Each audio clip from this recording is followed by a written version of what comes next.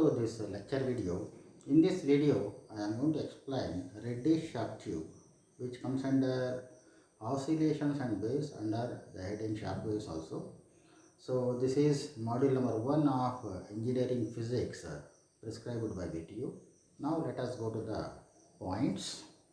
So here I am going to discuss about reddish shock tube, characteristics of reddish shock tube, and the law of conservation of mass, momentum and energy. So as according to the discussion happened in the previous slides, shock waves are produced whenever a fast moving object whose Mach number is greater than 1, then shock, that is supersonic waves, were all created. By the time shock waves were all generated, the characteristics of shock wave is they were all having maximum amplitude and destruct the media through which they are propagating. So that's what the meaning of a shock wave. So shock waves are going to be created in a laboratory. So the equipment was designed by Reddy and hence it is known as Reddy shock tube. Now let us go to the Reddy shock tube, how it is designed and all. So Reddy shock tube is a hand operated shock tube capable of producing shock waves by making use of human energy. It is a long cylindrical tube with two sections separated by diaphragm. Its one end is fitted with a piston and the other end is totally closed. So you can look at this in a diagram shown in the slide. So here is a picture of Reddy shock tube. So here it is a cylindrical stainless tube. One end is totally closed and the other end is fitted with a piston. So the closed end is known as the downstream end and the piston which is fitted is known as upstream end, and it is divided into two sections separated by a 0.1 mm thick paper diaphragm as shown in the picture. So the total length of this reddish tube is 1 meter. So it is divided into two sections, each of length 50 centimeter. So this is what the design of this Reddy tube, and here you can see a digital pressure gauge fitted closer to the paper diaphragm, that is in driver section, and two piezoelectric sensors, that is S1 and S2, are fitted in the driven section, okay, as shown in the picture. The first section is known as driver section and the gas filled in it is known as driver gas, and the second section is known as the driven section and the gas filled in it is known as test gas. So here the digital pressure gas and sensors S1 and S2 are connected to cathode ray oscilloscope. So this is what about the explanation about the diagram. Now let us go to the design.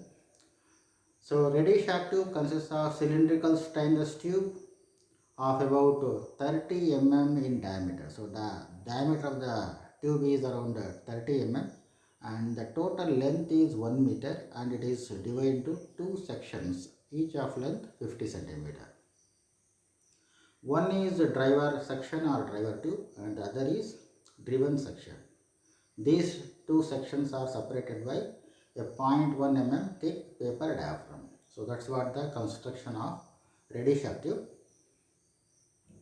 And when we look at how it works, the Reddy shock tube is fitted with a piston at the one end as shown in the picture. A digital pressure gauge is mounted in the driver section next to the paper diaphragm.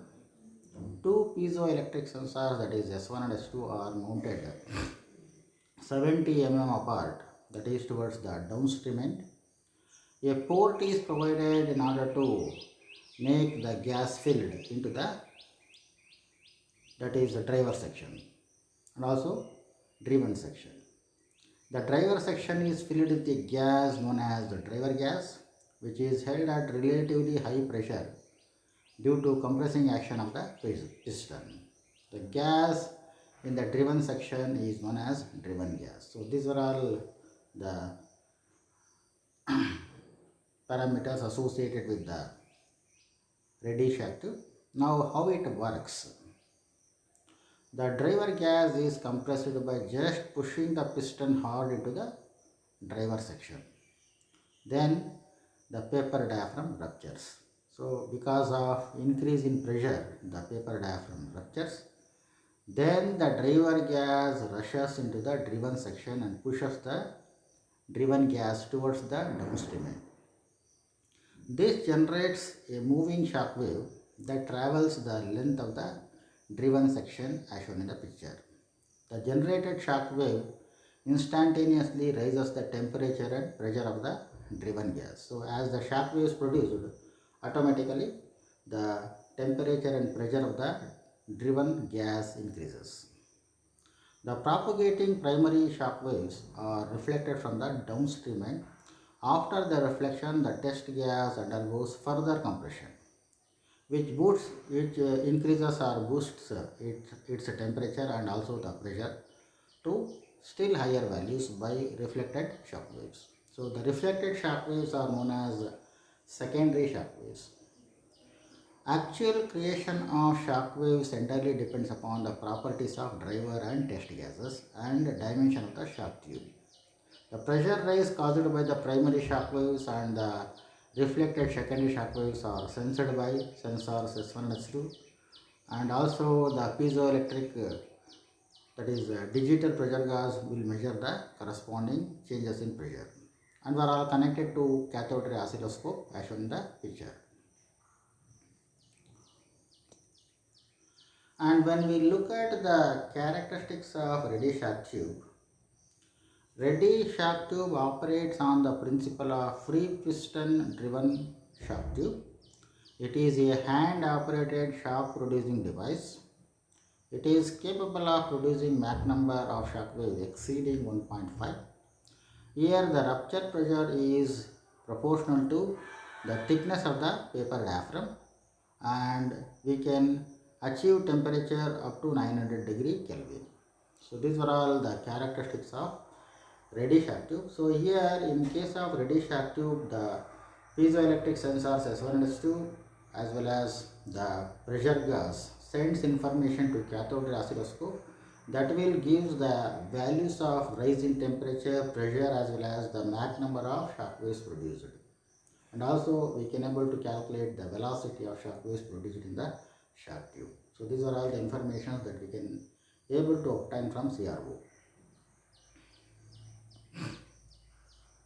So before going to problems, now I am going to discuss about the law of conservation of mass, energy and momentum associated with shock waves. So in reddish shock tube, so after the rupture of paper diaphragm, shock waves are all created. So let us consider P1, T1, ρ1 and H1 be the values of pressure, temperature, density and enthalpy of the system before the creation of shock waves, and let P2, T2, ρ2 and H2 be the corresponding values after the creation of shock waves. If U1 is the velocity of the shock wave in front of velocity of the gas in front of the shock wave, and if U2 is the velocity of gas following the shock wave, then as according to the law of conservation of mass, we can write ρ1 U1 is equal to ρ2 U2. Here ρ1 is the density of gas, U1 and U2 are the velocity of gas. So before and that is U1 is the velocity of gas in front of shock wave, U2 is the velocity of gas following the shock wave. As according to the law of conservation of momentum, we can write P1 plus ρ1 U1 square is equal to P2 plus ρ2 U2 square. Here P1 and P2 are the pressure of the gas before and after the creation of shock waves. And as according to the law of conservation of energy, we can write H1 plus U1 square by 2 is equal to H2 plus U2 square by 2. Here H1 and H2 are the enthalpies of the system before and after the creation of shock waves. And also we are having one more relation, that is PV is equal to RT. This is a gas equation. So these were all considered as the equations with respect to the law of conservation of mass, momentum and energy. Now let us go to the problem. So in a ready sharp tube, it was observed that or found that the time taken to travel between two sensors is 195 microsecond. If the distance between the two sensors is 100 mm, find the Mach number. So here the distance between the two sensors is given as 100 mm, that is taken as x, and the time taken by the shock waves to travel this distance is 195 microsecond. So we have to calculate what is the Mach number of the shock waves produced. So the velocity of shock wave is given by x by t, that is distance over time. So here distance between the sensors is 100 mm and time taken is 195 microsecond. Then the velocity of shock wave is calculated as 512.8 meter per second. And the velocity of sound in the media is not given, therefore the Mach number can be written as velocity of shock wave divided by velocity of sound. So m can be written as 512.8 by a. So a is the velocity of sound in the given media. If the value of a is given, then it is possible to calculate the Mach number accurately. So this is what the solution for the given problem. Now the second problem is the distance between two pressure sensors in a shock tube is 150 millimeter. The time taken by a shock wave to travel this distance is 0.3 nanosecond. If the velocity of sound under the same condition is 340 meters per second, find the Mach number of the shock wave. So here the distance between the sensors is 150 mm and time taken to travel that distance is also be given, it is 0.3 millisecond.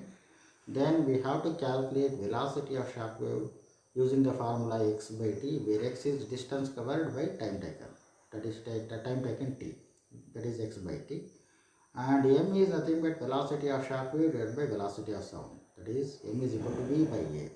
Therefore Mach number m is nothing but x by at. So substitute the value of x and a and t here, that is 150 into 10 to the power of minus 3 divided by 340 into 0.3 into 10 to the power of minus 3. On simplification, the value of Mach number m is equal to 1.471. So this is what the solution of the given problem. So the distance between the sensors is given as 150 mm and the time taken by the shock waves to travel that distance is 0.3 millisecond. So we can able to calculate the Mach number using the formula x by at, where x is distance covered, a is the velocity of sound in the media, and t is the time taken by the shock wave to travel that distance x. So on simplification, the value of m for the shock wave is 1.471. So this is the solution of this problem. Thank you.